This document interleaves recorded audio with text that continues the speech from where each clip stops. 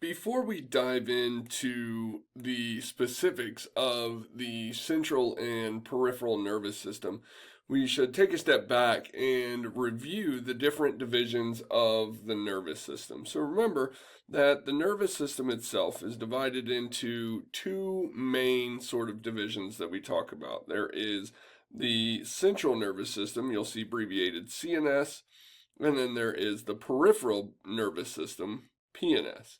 Okay, and so your central nervous system can be broken off into the brain and then the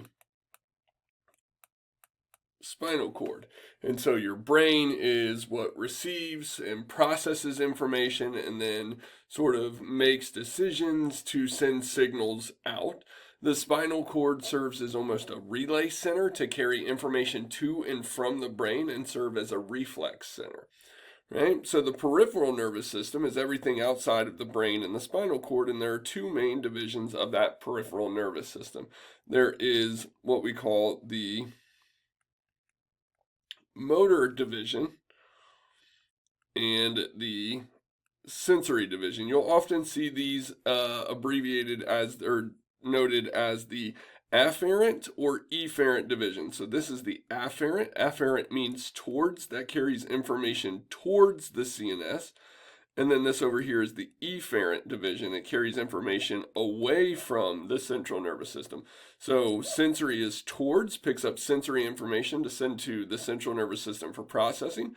And then the motor division is away. It's sending signals away from the central nervous system to dictate a response. Now, the motor division, or that efferent division, can be broken off into our somatic division.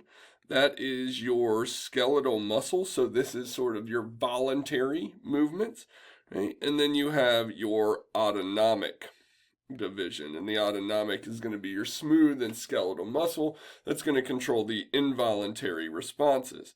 Now remember that our autonomic division can be broken off into our sympathetic division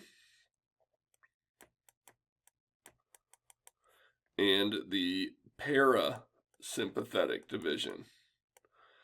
So your sympathetic, often referred to as the fight or flight division, and the parasympathetic is often referred to as your rest and digest.